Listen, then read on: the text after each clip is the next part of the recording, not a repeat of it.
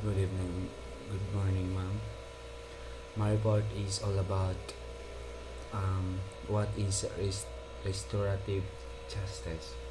So, restorative justice is a process through which remorse useful offenders accept responsibility for their misconduct, particularly to their victims and to the community. It creates obligation to make things right through proactive involvement of victims owner of the offender of the crime and the community in search for solution which promote repair, reconciliation, and reassurance. Those the restorative justice process is actively participated in by the victim, the offender, and or individual or community members affected the crime result conflict resulting from the criminal offense, often with the help of a fair and impartial third party. And the next is how was restorative justice adapted in the Philippines. Um, the Commission of Crime Prevention and Criminal Justice, of which the Philippines is member country, wrote a draft resolution recommended to the Economic and Social Council of the United Nations Organization (ONU) and the adoption of the basic principle on the use restorative justice program and criminal matters.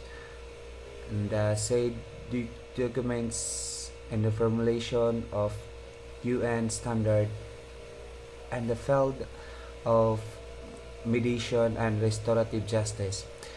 The Philippines being a signatory member, countries should ensure adoption of this resolution. And the next is also what are the effect of restorative justice as rehabilitation program of, of PPA.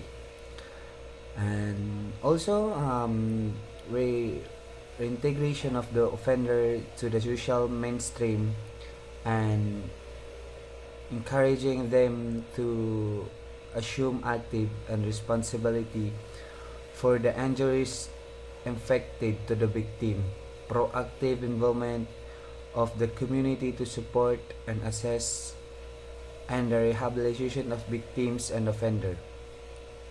Attention to the needs of the victims, survivor, and other person affected by the crime as participating stakeholder in the criminal justice system, rather than more object or passive recipient of service of intervention that may be unweighted, inappropriate, or ineffective healing the effect of the crime or wrongdoing suffered by the respective stakeholder, and prevention of further combination of crime delinquency. And the next is how is restorative justice implemented in PPA. Also, during the investigation stage, um, during investigation stage, information such as victim version of the offense, effective victimization to their lives and families, future and plans, and victim appreciation and how the damage, harm inflicted by the crime can be repaired and healed the gathered to serve as input in the post-sentence investigation of PSI or pre-parole executive clemency investigation PPI. Reports prepared by the investigating officer to be submitted to the court and the Board of Pardon and Parole respectively. And the next is B, during the supervision stage. So, restorative justice program is a part of rehabilitation of the client, which is incorporated in the client's supervision treatment plan (STP) in applying the various restorative justice process for client rehabilitation. The supervising offers and observe the following point: the parties vote within the program out of their own violation. Parties have the right to speak and legal advice before and after retroactive justice process.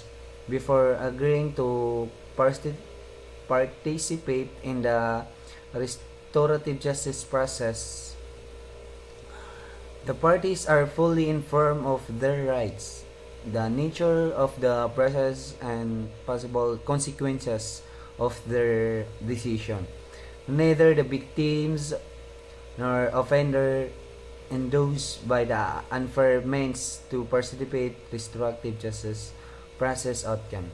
Decision in restorative justice process should be highly confidential and should not be disclosed subsequently, except with the consent of the parties, and should not be used against the parties involved. Where no agreement can be made between the parties, the case and withdrawn from the restorative justice process, and the event agreement is attached reached by parties, it put in writing to give substance and sense to the agreement. And the next is what is the role of the probation and parole officer and the implementation or restorative justice? So, a probation and parole officer assigned handle investigation and supervision case hold at restorative justice planner. As such, she or he undertake the following responsibility. And also, number one, identifies the recommender to the chief probation and parole officer, judicially and peacemaking encounter. And two, conduct the dialogue and to explore the responsibility and restorative justice process. And also, what are the procedural safeguard to be observed in applying the restorative justice process to resolve conflict arising from a criminal offense. So next is the client must admit the offense to be eligible for responsibility, and why, and if possible they should be encouraged to take all personal visit in restorative justice planner. May be necessary to solicit interest and willingness of stakeholder to participate in restorative process. The victim preference to the time, date, and place of meeting should be given greatest weight. Restorative justice planner should be also get touch with communities ready to serve and facilitate like local official. And the next is what are the restorative justice model that can be applied in PPA. Peacemaking encounter. A peacemaking encounter is community-based gathering that brings the victim, the victimized community, and the offender together in support healing process of the victim by providing safe of controlled setting for them meet and speak with the offender on a confidential, strictly voluntary basis. It also allows an offender to learn about the impact of the crime to the victim. And also, thank you. That's all my report.